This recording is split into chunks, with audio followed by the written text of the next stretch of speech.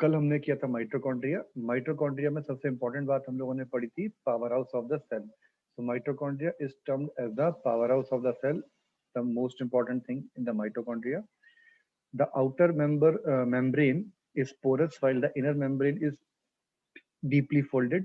जो outer membrane होती है वो पोरस होती है। पोरस का मतलब उसमें छोटे छोटे होल्स होते हैं, छेद होते हैं। और जो अंदर की मेम्ब्रेन होती है वो उसकी फोल्डेड होती है, उसमें काफी सारे फोल्ड्स बने हुए होते हैं। ठीक है, तो ये हमने पढ़ चुके हैं इसके बारे में सारा का सारा। And these folds increases the surface area for ATP generation. Sir, Vidushi is coming. Okay fine, चलो। एंड जो सरफेस, ये फोल्ड्स किस लिए होते हैं? जब भी कभी किसी के अंदर फोल्ड होता है तो उसका मतलब है कि वो उसके अंदर उसमें सरफेस एरिया को इंक्रीज करने के लिए वो चीज करी गई है। तो ये बात आप हमेशा याद रखिए। द एनर्जी रिक्वायर्ड, एटीपी क्या है? The energy required for the various chemical activities needed for life is released by the mitochondria in the form of ATP, adenine triphosphate। तो पूरी बॉडी के अंदर, या आप कह सकते हो सेलुलर लेवल के अंदर, जो एनर्जीज का ट्रांसफर होता है वो एक मॉलिक्यूल की वजह से होता है, और उस मॉलिक्यूल को हमने बोल दिया एडेनोसिन ट्राइफॉस्फेट यानी ATP. So ATP is known as the energy currency of the cell. अगर ये एटीपी होगा, इसकी वजह से ही एनर्जी ट्रांसफर होती है, वरना नहीं होती है। ठीक है, अभी के लिए आप ये याद रखो। ठीक है, क्या हाल है बच्चे? विदुषी ठीक ठाक सब? Fine sir, yes sir. Okay okay जी, ठीक है। और अभी फिलहाल एटीपी में आपको इतना याद करना है, इसकी एटीपी से एडीपी में कन्वर्जन कैसे होती है, कैसे एटीपी बनता है, वो सब चीजें हायर क्लास में हम लोग पढ़ेंगे। अभी वो 9th के पे आपको नहीं है, इवन क्लास 10th में भी आप लोगों के पास में नहीं है वो चीज। The body uses this stored energy in ATP for making new chemical compounds and for mechanical work. जो एटीपी के अंदर एनर्जी होती है वो बॉडी यूज करती है डिफरेंट डिफरेंट अपने केमिकल कंपाउंड बनाने में, और कुछ ना कुछ मैकेनिकल काम होता है उसमें यूज करती है। और एटीपी कन्वर्ट हो जाता है एडीपी में, एडेनिन डाइफॉस्फेट के अंदर। ये बात याद रखना है आप लोग। Mitochondria has strange mitochondria are strange organelles in sense they have their own DNA and ribosomes। Mitochondria ही इकलौता ऐसा सेल ऑर्गेनल है जिसका अपना डीएनए और राइबोसोम्स होते हैं। Therefore, mitochondria are able to make their own protein। और इसी वजह से माइटोकॉन्ड्रिया अपना खुद का प्रोटीन बना सकता है। ठीक है, तो ये सारी की सारी बातें आप माइटोकॉन्ड्रिया में लिख सकते हैं और याद कर सकते हैं। अब आ जाओ, नेक्स्ट आता है plastids. Plastids are only present in plant cell. ये सबसे पहला पॉइंट इसका याद करने का। पी से plastid, P for plant cell. Animal cell के अंदर प्लास्टिड नहीं होता। ठीक है। there are two type of plastids। Yes, sir. There are two type of plastids, chromoplast जो कि colored plastids होते हैं, and then leucoplast जो कि white plastids होते हैं, और कह सकते हो आप लोग ये colorless plastids होते हैं। Now chromoplast contains a pigment known as chlorophyll, known as chloroplast। जिस क्रोमोप्लास्ट के अंदर ग्रीन कलर का पिगमेंट होता है क्लोरोफिल, उसे बोलते हैं क्लोरोप्लास्ट। तीन चीजें हैं, क्रोमोप्लास्ट, क्लोरोफिल, क्लोरोप्लास्ट। प्लास्टिड दो टाइप के, क्रोमोप्लास्ट और Sir, please repeat. मैं रिपीट करता हूँ। प्लास्टिड मिलता है प्लांट के अंदर। प्लास्टिड दो टाइप के होते हैं, क्रोमोप्लास्ट और लीकोप्लास्ट। क्रोमो, जहां भी वर्ड क्रोमो आ जाए, इस क्रोमा आ जाए, इसका मतलब कलर्ड की बात कर रहा है, और लीको का मतलब व्हाइट या फिर कलरलेस। तो क्रोमोप्लास्ट और लीकोप्लास्ट। ठीक है, अब क्रोमोप्लास्ट जो कि कलर्ड वाला था, उसके अंदर एक होता है ग्रीन कलर का पिगमेंट। एक टाइप का क्रोमोप्लास्ट होता है जिसके अंदर एक ग्रीन कलर का पिगमेंट होता है, उसे बोलते हैं ग्रीन कलर के पिगमेंट क्लोरोफिल। और जिसके अंदर क्लोरोफिल होता है उसे बोलते हैं क्लोरोप्लास्ट। ये बात समझ में आ गई? क्लियर है वाली बात है सबको? Yes, sir. क्रोमोप्लास्ट, लीकोप्लास्ट। क्रोमोप्लास्ट का एक टाइप होता है क्लोरोप्लास्ट। क्लोरोप्लास्ट के अंदर क्लोरोफिल होता है जो कि ग्रीन कलर का कंपाउंड होता है। ठीक है जी। अब ये जो क्लोरोप्लास्ट है are important for the food synthesis और फोटोसिंथेसिस। अब ये वर्ड आता है फोटोसिंथेसिस। फोटोसिंथेसिस दो वर्ड से बनके बना हुआ है। पहला वर्ड है photo plus synthesis, PHOTO, photo plus synthesis. जहां भी वर्ड फोटो आ जाए, फोटो का मतलब होता है लाइट। ठीक है, हम लोग बोलते हैं ना फोटोग्राफी, तो फोटोग्राफी का मतलब क्या है? हम लाइट की मदद से किसी चीज को कैप्चर कर रहे हैं, कोई ग्राफ बना रहे हैं। ठीक है, फोटोग्राफी। सेम इसी तरीके से फोटोसिंथेसिस, सिंथेसिस का मतलब होता है मैन्युफैक्चर। क्या बेटा? क्रैक कर रही थी। समझ में नहीं आया, क्या बोल रहे हो? आवाज आ रही है मेरी ठीक? सर आपकी वॉइस क्रैक कर रही थी। अच्छा चलो, अब मैं दोबारा बोल देता हूँ, कोई बात नहीं। Chloroplast are important for photosynthesis in plant. Photosynthesis जहां भी वर्ड आता है इसका मतलब है, सिंथेसिस का मतलब होता है मैन्युफैक्चरिंग या मेकिंग, एंड फोटो का मतलब है सनलाइट या फिर सिंपली लाइट से मतलब है। सॉरी, जहां पे किसी भी चीज की manufacturing with the help of light हो रही है तो उसे बोलते हैं हम लोग क्या? क्लोरो, सॉरी, उसे बोलते हैं हम लोग फोटोसिंथेसिस।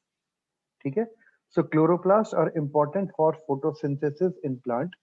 तो कोई भी किसी कहीं पे भी जब भी with the help of sunlight, if there is some manufacturing process going on or some, you can say, things are converting, so this is known as photosynthesis। और प्लांट में ये जो फोटोसिंथेसिस जो प्रोसेस होता है, ये प्रोसेस के अंदर सनलाइट की मदद से कार्बन डाइऑक्साइड और वाटर, इन दोनों से जो प्लांट्स हैं वो कुछ खाने का अपना प्रोड्यूस बनाते हैं, वो ग्लूकोज वगैरह अपनी चीजें बनाते हैं। ठीक है, so chloroplast are important for photosynthesis in plant. Chloroplast also contains various yellow and orange pigment in addition to the chlorophyll। अब क्लोरोफिल के अलावा कुछ कुछ क्लोरोप्लास्ट में येलो कलर के पिगमेंट होते हैं, किसी में ऑरेंज कलर के पिगमेंट होते हैं। आपने देखा होगा कुछ फ्लावर्स, कुछ प्लांट्स ऐसे होते हैं जिनकी पत्तियां किसी अलग कलर की होती है, वो ग्रीन रेड कलर की होती है या किसी और कलर की यस होती है। सर। वो किस वजह से होती है? उनके अंदर जो क्लोरोफिल है वो क्लोरोफिल ना होके उनके अंदर कोई और कलर का पिगमेंट है। ठीक है, वहां पे अब कोई भी पत्ती ग्रीन है, उस ग्रीन पत्ती का मतलब क्या है कि उसके अंदर क्लोरोप्लास्ट बहुत सारा है, क्लोरोफिल है, उस क्लोरोप्लास्ट के अंदर क्लोरोफिल है। ठीक, अब क्लोरोप्लास्ट के अंदर येलो और ऑरेंज पिगमेंट भी होते हैं in addition to chlorophyll. Now leucoplast are primary organelles in which materials such as starch, oil and protein granules are stored। Excuse me sir. अब हाँ, एक सेकंड रुक।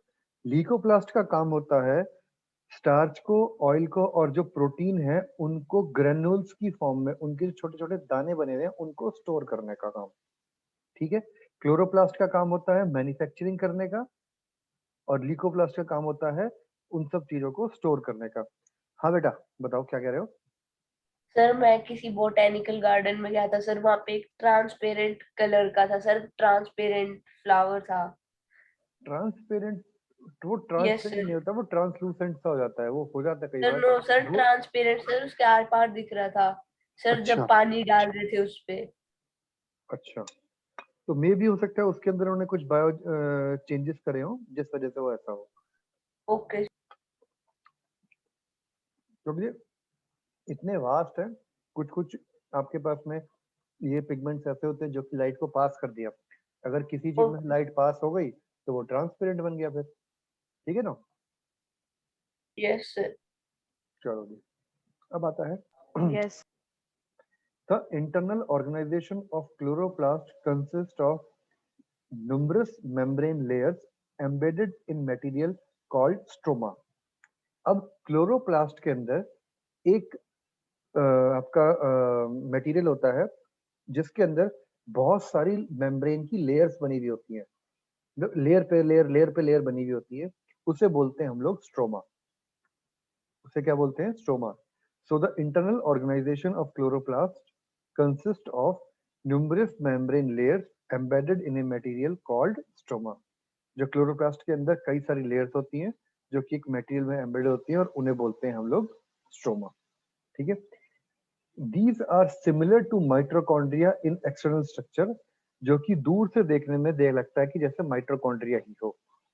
Like mitochondria, plastids also have their own DNA and ribosome. जैसे mitochondria में अपना DNA और ribosomes होता है, सेम इसी तरीके से इसमें प्लास्टिड्स के अंदर भी अपने डीएनए और राइबोसोम्स होते हैं। इसका मतलब they can also manufacture their own protein. ये बात क्लियर हुई आपको? इसमें कोई डाउट है किसी को? No sir. No sir. ठीक है जी, तेजस्विनी क्लियर बेटा? Vidushi? Yes sir. Yes sir. Yes sir. चलो जी, आपको प्लास्टिड्स के बारे में थोड़ी सी हम ज्यादा जानकारी और लेते हैं।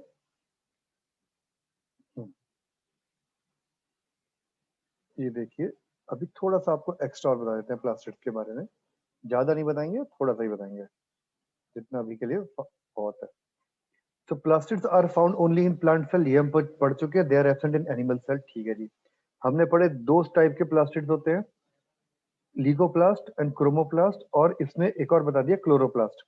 क्रोमोप्लास्ट का ही एक टाइप होता है क्लोरोप्लास्ट।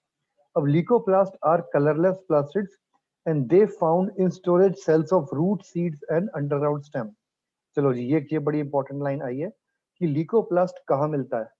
लीकोप्लास्ट हमेशा मिलता है वहां पे जहां पे कोई चीज स्टोर होती है, जैसे कि अंडरग्राउंड स्टेम, जड़ें, या फिर कोई भी सीड्स होता है, वहां पे लीकोप्लास्ट ही मिलता है सबसे ज्यादा, ठीक है। And leucoplast take part in storage of food, clear.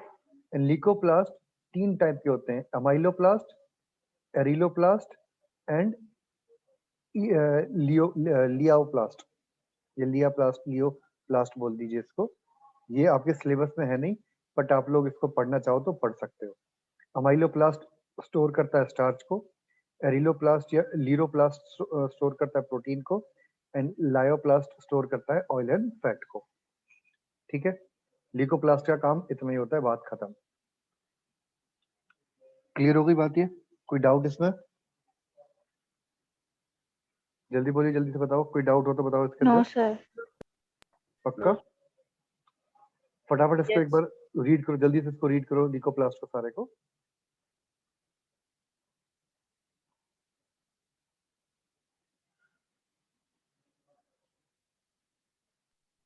Sir, read. Done? Yes sir. ठीक है जी। देन आता है हमारे पास में chromoplast. Chromoplast they are coloured plastids, हमने पढ़ा था। And the colour varies from red, orange and yellow due to presence of carotenoids. अभी कैरोटीनॉइड्स क्या होते हैं? कैरोटीनॉइड्स एक तरीके का पिगमेंट होता है, डिफरेंट डिफरेंट येलो, ऑरेंज और इन रेड ऑरेंज का मिक्सिंग कलर का एक पिगमेंट सॉर्ट ऑफ होता है। इनकी वजह से, इन पिगमेंट्स की वजह से इसका जो कलर है वो, मतलब ये एक कलर्ड फॉर्म में आपको दिखता है। They are mostly found in flowers and fruits. अब देखो, पूरा का पूरा जो प्लांट है उसमें कलर्ड पार्ट क्या है? फ्लावर्स है, फ्रूट्स है, वेजी, और आपका क्या है? ग्रीन कलर का क्या हो गया हमारे पास? लीव्स हो जाती हैं। So they provide colouration to the organ for attracting pollinators. अब ये जो पॉलिनेटर है, ये का क्या मतलब, इसका क्या मतलब है? किसी भी प्लांट में जो कलर डिफरेंट होते हैं, अलग अलग कलर होते हैं, वो होते हैं सो दैट कि पॉलिनेटर्स, पॉलिनेटर्स होते हैं जो पोलन ग्रेन्स को एक प्लांट से दूसरे प्लांट पे लेके जाएं। पोलन ग्रेन्स का ट्रांसफर होगा तभी कोई प्लांट रिप्रोड्यूस कर पाएगा। ये चीजें हम पढ़ेंगे क्लास 10th के रिप्रोडक्शन चैप्टर के अंदर। अभी इसके बारे में बस मैं इतना ही बता रहा हूँ कि जो डिफरेंट डिफरेंट मधुमक्खी हैं, पक्षी हैं, जो इनके से पोलन ग्रेन अटैच होकर दूसरे प्लांट पे जाते हैं, उनको अट्रैक्ट करने के लिए ये कलर का काम करते हैं। समझ में आ गई बात? क्लियर है ये बात, ये वाली? Yes sir. Vidushi, Hardik, Tejaswini, yes sir. Manu, yes sir. ठीक है जी। तीसरी चीज आती है हमारे पास, क्लोरोप्लास्ट। क्लोरोप्लास्ट के बारे में हम लोग ने पढ़ा। Chloroplast are green colour plastids found in leaves. The green color is due to the presence of chlorophyll. Sorry, chlorophyll traps the solar energy, which is used for manufacturing food, and they are the sites of photosynthesis. So chloroplasts are known as kitchens of the cell. इस बात को याद कर लेना। Chloroplasts are also known as kitchen of cell. Power house of cell कौन था? Mitochondria. Suicide bags कौन से थे भाई? जल्दी बोलो। लाइसोसोम्स। सब भूल रहे हो, पढ़ नहीं रहे ना तुम लोग? चलो अब देखो, ये होता है पूरा का पूरा स्ट्रक्चर किसका? क्लोरोप्लास्ट का। अब ये देख रहे हैं आप, ये मेम्ब्रेन, ये एक मेम्ब्रेन सी दिख रही है आपको, ये वाली अलग अलग अलग अलग एक आपको सिक्के सिक्के सिक्के से ऊपर एक के ऊपर एक रखे हुए, इन्हें पूरे को बोलते हैं हम लोग स्ट्रोमा, ठीक है। ये इसकी आउटर मेम्ब्रेन है, ये इसकी अंदर की मेम्ब्रेन। फिर ये एक एक जो सिक्के सिक्के हैं उन्हें बोल दिया ग्रेनम, ग्रेनम बोल दिया। ग्रेनम का जो है एक पूरा पूरा जो गट्ठा बन गया उससे बोल दिया हमने स्ट्रोमा लैमेला। ठीक है, क्लियर। इसके बारे में ज्यादा आपको डिटेल में इसके पढ़ने की जरूरत नहीं है, स्ट्रक्चर ऑफ क्लोरोप्लास्ट के बारे में। ठीक है, इसको रहने देते हैं अभी। अब आ जाओ functions of chloroplast. Now chloroplast traps solar energy which is used to manufacture food through photosynthesis, and photosynthesis in the presence of and photosynthesis is the process of synthesizing food, that is sugar, from carbon dioxide and water in the presence of sunlight। ये मैं आपको पहले भी बताई थी बात। Chloroplast का काम होता है सोलर एनर्जी को ट्रैप करना और फूड के लिए खाना बनाने में मदद करना, उस पूरे प्रोसेस को जिसको बोला जाता है फोटोसिंथेसिस। और फोटोसिंथेसिस में होता क्या है, कार्बन डाइऑक्साइड और पानी दोनों मिलते हैं, क्लोरोफिल और सनलाइट की मदद से वो कन्वर्ट हो जाते हैं ग्लूकोज एंड ऑक्सीजन में। हम लोग जो बोलते हैं ना, दिन में कोई भी प्लांट है वो ऑक्सीजन छोड़ता है, प्लांट लगाओगे ऑक्सीजन बढ़ेगी, तो वो यही चीज होती है, क्योंकि दिन के टाइम में सनलाइट प्रेजेंट होती है। तो जो भी प्लांट होता है, कोई भी प्लांट है, वो अपना खाना बना रहा होता है। ठीक है, अब जब प्लांट खाना बनाएगा तो उसका बाई प्रोडक्ट एक तरीके से वेस्ट, जो खाने में काम की नहीं, ऑक्सीजन काम की नहीं है प्लांट के लिए, पर वो भेजता रहता है बाहर। हाँ जी, बोलिए। सर प्लांट्स रात को कार्बन डाइऑक्साइड की छोड़ते हैं। अब प्लांट, अब देखो, अभी जो ग्लूकोज बना दिया, अब ये ग्लूकोज जब टूटेगा, तो जब ग्लूकोज टूटता है तो उसमें कार्बन डाइऑक्साइड बाहर निकलती है as a waste product. Energy के साथ साथ carbon dioxide as a waste product बाहर निकलता है। तो रात को यस ये कार्बन डाइऑक्साइड बाहर निकलती है, दिन में ऑक्सीजन बाहर निकलती है। क्लियर हो गई बात ये वाली? यस ठीक है जी। सर रात को ऐसा क्या होता है कि रात को निकलती है? अरे भैया, दिन में तो खाना बनाते रहोगे तुम, लैक ऑफ तो ग्लूकोज सर बनता लैक गया। Of sunlight. तो जब सनलाइट है, वो क्लोरोप्लास्ट एक्टिव हो गया, खाना बनाने में लगा रहा बेचारा। ठीक है, अब रात को सनलाइट बंद हुई, अब खाना बनाना बंद हुआ, ग्लूकोज है, अब उसको एनर्जी भी तो चाहिए। वो सुबह से लेकर तुम अगर खेले जा रहे हो, अब जैसे तुम्हें मौका मिले तुम खेलते रहोगे, काम वाम गया भाड़ में। करते हो तुम लोग भी ये काम? पर जैसे तुम्हें मौका मिलता है तो फिर तुम लगते हो काम पूरा करने में अपना। अरे भाई, अब पढ़ भी लो ना तो पिटोगे थोड़ी देर बाद। तो पूरे दिन वो खाना बनाता रहा प्लांट, जब जब सनलाइट थी। जब तक तुम्हें पता है घर पे मम्मी पापा नहीं है, तो तुम खाली हो, तुम पढ़ोगे नहीं, अपना पूरा मस्ती करोगे, खेलोगे कूदोगे। और जैसे ही मम्मी पापा आएंगे, अब तुम्हें समझ में आ गया भैया खेल कूद लिए हो, अब चुपचाप पढ़ने बैठ जाओ। तो यहाँ पे जब सनलाइट थी, तो carbon dioxide and water in the presence of chlorophyll मिलके क्या बना रहे थे, ग्लूकोज, और ऑक्सीजन लिबरेट करे जा रहे थे, बाहर निकलता था। अब जैसे ही सनलाइट खत्म हुई, यानी रात का टाइम आ गया, रात के टाइम पे जो ग्लूकोज है, अब प्लांट भी थका, अब ग्लूकोज को वो क्या करेगा, रेस्पिरेशन होती है, ग्लूकोज का टूटता है। अब जो ग्लूकोज टूटेगा उससे छोटे छोटे अलग अलग आपके सिंपल कंपाउंड्स बनेंगे, और उन सिंपल कंपाउंड्स में से जो कार्बन डाइऑक्साइड है वो बाहर निकलती है। तभी बोलते हैं कि रात के टाइम पे जो प्लांट होते हैं वो कार्बन डाइऑक्साइड बाहर छोड़ते हैं, क्योंकि वो उस टाइम पे वो जो दिन के अंदर खाना बनाया उसको यूटिलाइज करके एनर्जी निकाल रहे होते हैं। क्लियर हो गई बात बेटा सुदुषी? यस सर, यस ठीक है सर। जी। Yes sir. नेक्स्ट पॉइंट आता है हमारे पास, chloroplast provide colour to fruit and flower to attract insects for pollination. ये हम लोग पढ़ चुके हैं। Then leucoplast take part in the storage of protein and starch and oil. और लीकोप्लास्ट हमारे पास 3 टाइप के थे। मर्जी है आपकी, इनको याद करना चाहो याद कर लो, नहीं याद करना है तो मत करो, कोई ऐसी दिक्कत की बात नहीं है इनको। ठीक है, प्लास्टिड्स हो गया, इसमें किसी को कोई प्रॉब्लम आई? No sir. No sir. ठीक है जी। No sir. विदुषी क्लियर है बेटा? Yes sir. Tejaswini? Yes sir. चलो जी, बढ़िया। ठीक है, और प्लास्टिड्स की एक लास्ट पॉइंट ये वाला याद रखना, plastids also have their own DNA and RNA like mitochondria. Okay, अब आ जाओ vacuoles. Vacuole are storage sac for solid and और लिक्विड कंटेंट। अब किसी सेल के अंदर वैक्यूल्स का मान के चल लो कि ये स्टोर रूम है। घर के अंदर जितना भी कबाड़ हमारा इधर उधर का आता है, हम उठा के क्या करते हैं, स्टोर रूम में भरते जाते हैं, भरते जाते हैं, भरते जाते हैं। सेम इसी तरीके से प्लांट सेल के अंदर और एनिमल सेल में जो स्टोर रूम होता है उसे बोलते हैं हम vacuole. So vacuoles are the storage sac। sac का मतलब एक जगह होती है, एक जगह फॉर सॉलिड और liquid contents. Vacuoles are small size in animal cell while plant cell very very large vacuoles are found. जो एनिमल सेल होता है उसके अंदर वैक्यूल्स का जो साइज है वो बहुत छोटा होता है, बट प्लांट सेल के अंदर इन वैक्यूल्स का साइज बहुत ज्यादा बड़ा होता है। The central vacuole of a plant cell में occupy 50 to 90% of the cell volume. अब लगा सकते हो पूरी सेल में आधे से ज्यादा तो वैक्यूल ही भरा पड़ा है। अराउंड 50 to 90% सेल वैक्यूल होता है, इतनी जगह स्टोर करने की होती है उसके पास में। तभी अब देखो भाई, पूरे दिन खाना बनाएगा तो उसे स्टोर करने के लिए जगह चाहिए, तो तभी प्लांट सेल के अंदर जो वैक्यूल्स है वो बहुत ज्यादा बड़े होते हैं। Clear? Yes, So sir. in plant cells, vacuoles are full of cell sap, provided turgidity and rigidity to the cell. अब सेल सैप क्या होता है? सेल सैप एक लिक्विड होता है सेल के अंदर जो उसके वैक्यूल्स के अंदर भरा हुआ होता है।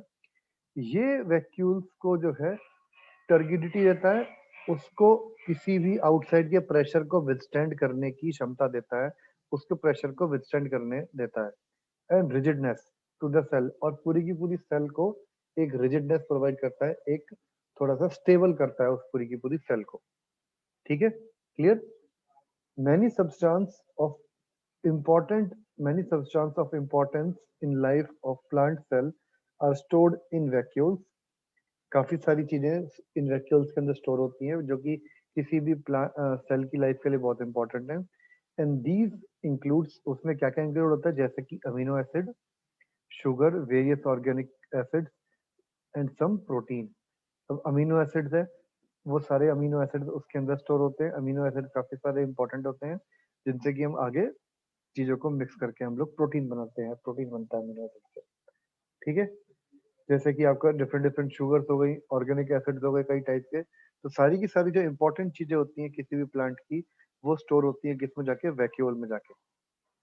अब आ जाओ, in a single cell organisms like amoeba, the food vacuole contains food item that the amoeba has consumed.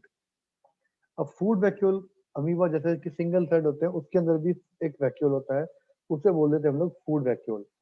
अब फूड वैक्यूल का काम क्या होता है? ये जो फूड आइटम है उसको कंज्यूम, जो अमीबा फूड आइटम को कंज्यूम करता है तो उस फूड आइटम को रखता है, और उसके ऊपर जितनी भी केमिकल एक्टिविटीज है और या कोई ना कोई एक्टिविटी है उस फूड आइटम को जो है सिंपल में कन्वर्ट करने की चीजें, वो ये काम करता है। In some unicellular organism, specialized vacuoles also play important role in expelling excess water and some waste from the cell। कुछ यूनिसेलुलर ऑर्गेनिजम्स के अंदर इन वैक्यूल्स का जो काम है, फंक्शन है, थोड़ा बढ़ जाता है।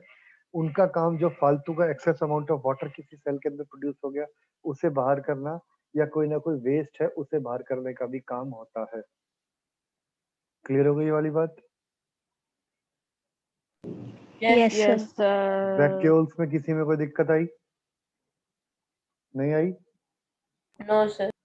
चलिए जी, अब इसके बाद ये 4 क्वेश्चन आते हैं आपके पास। ये चारों के चारों क्वेश्चन आपका होमवर्क है। ठीक है? कहता है each cell thus acquires its structure and ability to function because of the organization of membrane and organelles in a specified way। तो ये कहता है कि कोई भी जो सेल है उसका जो अपना एक स्ट्रक्चर है या उसका कोई फंक्शन है, वो सब की सब चीजें वो किस वजह से है? उसके चारों तरफ की मेम्ब्रेन और उसके अंदर प्रेजेंट सेल ऑर्गेनेल्स की वजह से, जो कि हर कोई अपना अपना एक स्पेसिफिक फंक्शन कर रहा है। So the cell thus has a basic structural organization. This helps the cell to perform function like respiration, obtaining nutrition, clearing of waste material or forming a new protein। So cell के जितने भी functions होते हैं उन सबको वो करने में मदद करता है, ये सब चीजें जो कि इसका पूरा पूरा स्ट्रक्चर है। In this way we can say that cell is the fundamental structural unit of living organism and it is also the basic function unit of life। अगर ये सेल ना हो तो कोई भी चीज आगे नहीं बढ़ पाएगी। पूरी बॉडी के अंदर जो चीज होती है वो सब चीजें पहले छोटी छोटी होती है सेल्स के अंदर, देन वो पूरी बॉडी पे इम्पैक्ट करती हैं। Is that clear? Yes, sir. Yes sir जरा लास्ट वाला पैराग्राफ एक बार रीड कर लो फटाफट।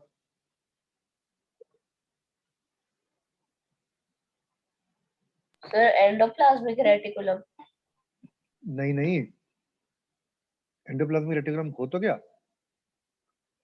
मैंने बोला लास्ट वाला पैराग्राफ रीड कर लो। तो एंडोप्लाज्मिक रेटिकुलम पे पहुंच गया। लास्ट पैराग्राफ रीड करो एक बार।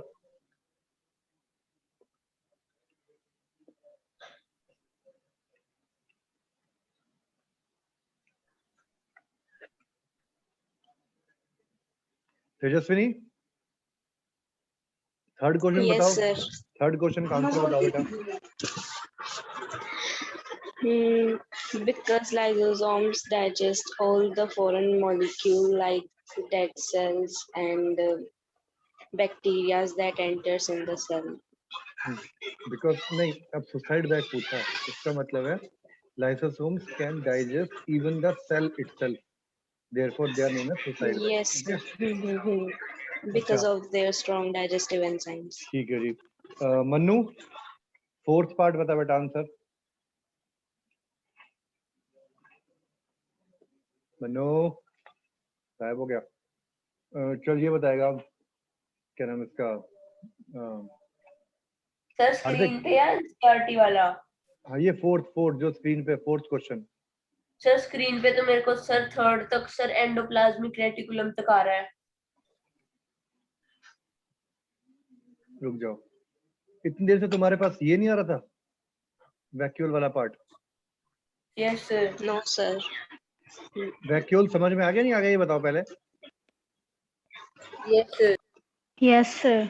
वैक्यूल समझ में आ गया? जरा वैक्यूल्स को रीड करो सारा, जल्दी से फटाफट रीड करो एक बार वैक्यूल सारा। एनसीईआरटी है ना आप लोगों के पास में? Yes sir.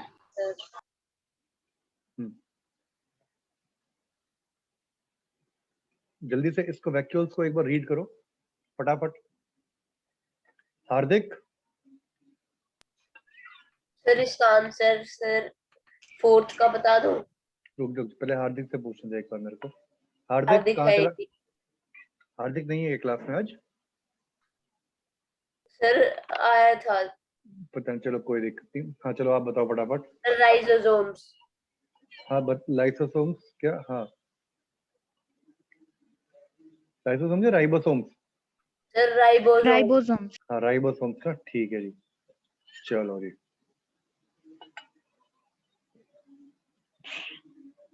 ये डन हो गया सारा।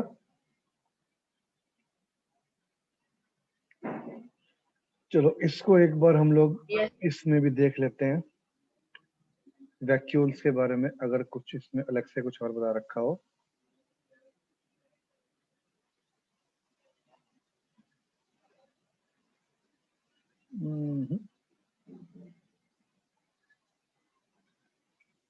नहीं ये सब कुछ और कुछ नहीं फालतू। देखो ये जो खाली जगह दिख रही है आपको, ये होता है vacuoles. Vacuoles are the membrane-bound, fluid-filled cavities or sacs, present in the cytoplasm. They are surrounded by the membrane called tonoplast. जो membrane होती है बाहर की, उसको बोलते हैं tonoplast. And the vacuoles is filled with a liquid called cell sap that contains dissolved salts and sugar. ठीक है? Vacuoles तीन टाइप के हो सकते हैं। सैप वैक्यूल, जिसका काम होता है शुगर, सॉल्ट को, अमीनो एसिड को और प्रोटीन को सिर्फ स्टोर करने का। दूसरे होते हैं फूड वैक्यूल, जो कि सिंगल सेल्ड ऑर्गेनिज्म होते हैं, ऑर्गेनिजम्स होते हैं जैसे अमीबा वगैरह में। उसके बाद आता है हमारे पास contractile vacuole. Contractile vacuoles collect liquid from the cell, they swells up and sir rise to the food surface. Vacuole बड़ा क्यों होता है? भाई अब सिंगल सेल है, पूरा पूरा खाना एक ही जगह पे आना, तो इस वजह से वो बड़ा हो जाता है, क्योंकि उसके अंदर इंडाइजेशन ऑफ फूड भी होता है, फिर डाइजेशन ऑफ फूड भी चलता है उसी के अंदर, तो काफी सारी चीजें एक साथ चलती रहती है उसमें, तो इस वजह से उसका साइज बड़ा हो जाता है। अब आता है contractile vacuole. Contractile vacuole collects liquid from the cell, swells up and rise to the surface and burst to release their content. फूल जाता है, सरफेस से जाता है, देन फट जाता है और वो चीजों को रिलीज कर देता है। They also take part in osmoregulation, osmoregulation and excretion.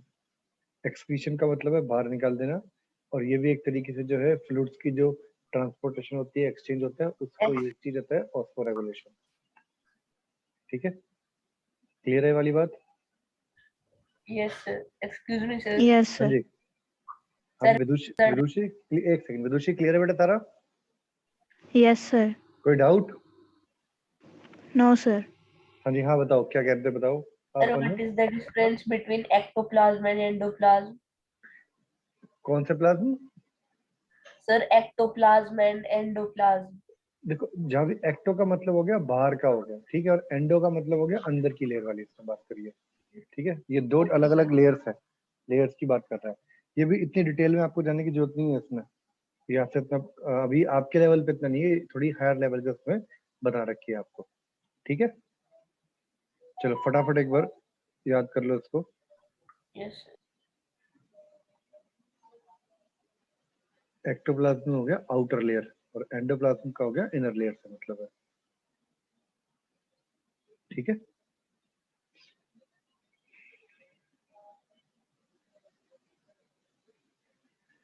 चलो जी, एक काम करते हैं, आज की क्लास इतनी करते हैं, कल हम लोग इसमें लास्ट चीज करेंगे सेल डिवीजन। ठीक है जी, और सेल Yes, sir. डिवीजन में आपको सिर्फ इसका इतना सा नहीं कराऊंगा, इससे थोड़ा सा ज्यादा बताऊंगा आप लोगों को सेल डिवीजन। ठीक है, क्लियर? इसके अंदर बहुत थोड़ा सा दिया हुआ है माइटोसिस मियोसिस के बारे में, मैं थोड़ा सा डिटेल में बताऊंगा आप लोगों को, चलेगा ना? Yes, sir. ठीक है, यस सर। तो मुझे अभी आप फटाफट, और हाँ पेपर, आपका जो टेस्ट हुआ, टेस्ट कब बोला था मैंने आपका? फ्राइडे को बोला था ना? Sir, yes, नहीं, sir. फ्राइडे को जो टेस्ट होगा आपका, ठीक है ना? Sir, और संडे को भी है। नहीं, हाँ संडे को अलग टेस्ट होगा। फ्राइडे को जो टेस्ट है आपका, उसके अंदर सेल डिवीजन से पहले पहले का पार्ट सारा का सारा आएगा आपका। ठीक है, ओके सर। क्लियर? आज मैं आपको ये नोट्स भी भेज दूंगा, ठीक है, और बाकी सब चीजें आपके पास है। बाकी आपके पास वीडियो सारी है, सारी की सारी वीडियो देखिए, दो बार देखिए, जो चीज समझ में नहीं आती दोबारा से उसको समझने की कोशिश करिए। सर ये पेज नंबर 25 जो बायो की बुक है, इसमें स्टडी टिप 25 दी हुई है। 25 सर कौन बायो सा? वाली बुक दूसरी। अच्छा, समझा नहीं मैं, उसमें क्या दिया हुआ है? सर लिविंग पार्ट्स और नॉन लिविंग पार्ट्स के बीच में डिफरेंशिएट दे रखा है। अच्छा, नहीं वो कुछ नहीं पढ़ना, जो इतना पढ़ा है मैंने इसी में से पूछूंगा मैं। ठीक है, उसमें कुछ पूछना है क्या ओके आपको? सर। No sir. बस तो ठीक है, तो फिर ठीक है जी, चलिए फिर, दैट्स ऑल फॉर टुडे। अच्छे से इसको पढ़ो। मैं अभी, हाँ बोलो, कुछ कहना चाह रहे हैं बेटा आप? सर वो शायद बाय कह रहा था। अच्छा बाय कह रहे थे, ठीक है चलो। ओके बेटा, Tejaswini, Vidushi, bye bye, take care, bye Manu, bye sir. Bye बेटा।